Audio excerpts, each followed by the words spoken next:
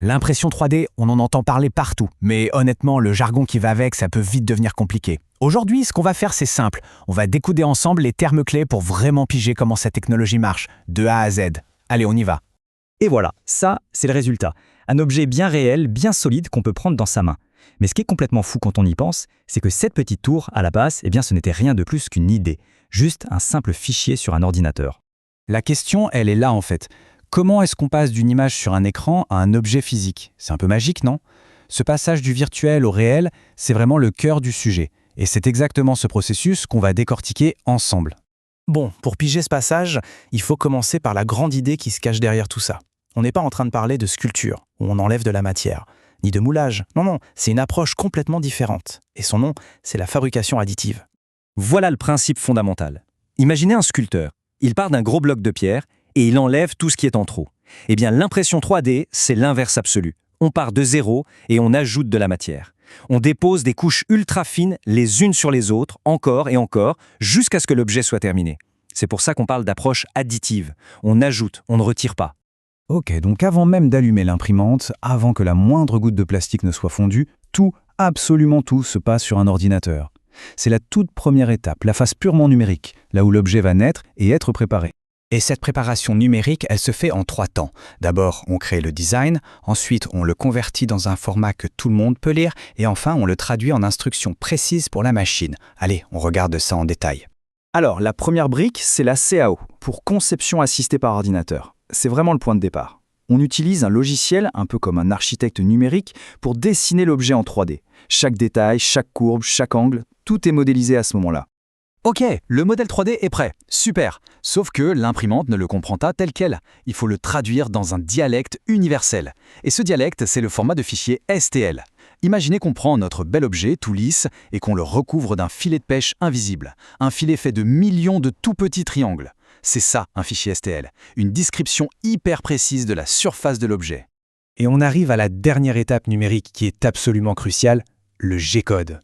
C'est là qu'intervient un logiciel qu'on appelle un slicer ou trancheur. Son boulot, il prend le fichier STL et comme son nom l'indique, il le découpe en tranches, comme un saucisson, mais en des centaines, voire des milliers de couches.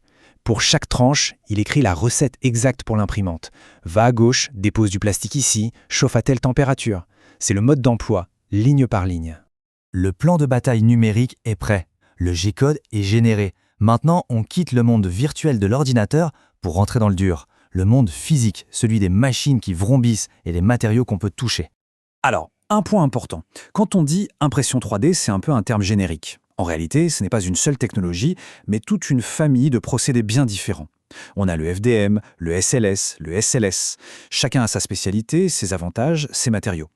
C'est un peu comme dire véhicule. Ça peut être un vélo, une voiture ou un camion. La plus répandue, celle que la plupart des gens ont en tête, c'est le FDM. Pensez à un pistolet à colle chaude, mais version robotique et ultra précise. La machine fait fondre un fil de plastique, un filament, et le dépose minutieusement, couche après couche, pour dessiner l'objet dans l'espace. Et qui dit FDM dit forcément filament. C'est la matière première, l'encre de l'imprimante, qui se présente sous forme de grosses bobines de fil plastique. Et là, il y a un choix énorme. On a le PLA, super simple pour débuter, l'ABS, beaucoup plus robuste, le PTG, un bon compromis, et même du TPU qui est souple comme du caoutchouc. Le choix du filament définit vraiment les propriétés de l'objet final. Juste pour montrer à quel point ça peut être différent, regardons une autre technologie, la SLA, ou stéréolithographie. Là, oubliez le filament. On travaille avec un bac de résine liquide photosensible. Et c'est un laser ou une lumière projetée qui vient durcir la résine point par point, couche par couche. C'est assez spectaculaire, on voit littéralement l'objet sortir progressivement du liquide. Bon, on a le code, on a la machine, on a le matériau. Maintenant, on va zoomer sur ce qui se passe pendant que l'objet se construit, parce que c'est dans les réglages de l'impression elle-même que tout se joue pour la qualité et la solidité de la pièce. Alors, regardons vraiment au cœur du réacteur. Pendant que la machine travaille, il y a 3 paramètres absolument fondamentaux qui vont tout changer. La qualité de l'objet, sa résistance et tout simplement le fait qu'il réussisse ou qu'il rate. Le premier de ces réglages, c'est la hauteur de couche. C'est tout simple, c'est l'épaisseur de chaque tranche de plastique déposée. Pour faire une image, c'est comme construire une pyramide avec des Legos. Si on utilise des briques très fines, les marches seront presque invisibles, le résultat sera super lisse. Mais ça va prendre un temps fou. Si on utilise de grosses briques, ça va vite, mais on verra bien les escaliers. C'est exactement le même compromis. Un truc qui surprend souvent, c'est que les objets 3D sont rarement massifs à 100%. Ce serait un gaspillage de plastique et de temps. L'intérieur est en fait creux, mais renforcé par une structure, un maillage, qu'on appelle le remplissage ou infill.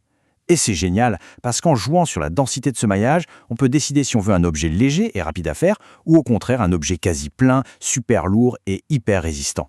Dernière question, comment on fait pour imprimer des choses dans le vide? Genre le menton d'un buste ou un bras tendu à l'horizontale. Le plastique ne peut pas flotter dans les airs. C'est là qu'entrent en jeu les supports.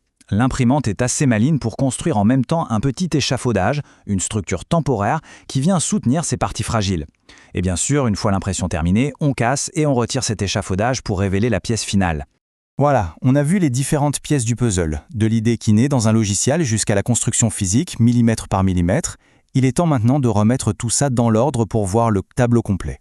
Et voilà donc le voyage au complet de A à Z. On part de l'idée, le design en CAO.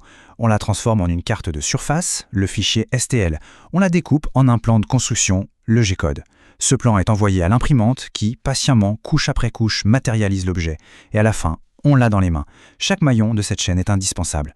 Normalement, avec tout ça, le vocabulaire de l'impression 3D devrait être un peu moins intimidant. Ce n'est plus une sorte de boîte noire magique, mais plutôt un outil puissant avec ses règles et son langage. Et du coup, la vraie question qui se pose, ce n'est plus comment ça marche, mais plutôt, maintenant qu'on sait comment ça marche, qu'est-ce qu'on va bien pouvoir créer? Parce que là, les seules limites, ce sont celles de l'imagination.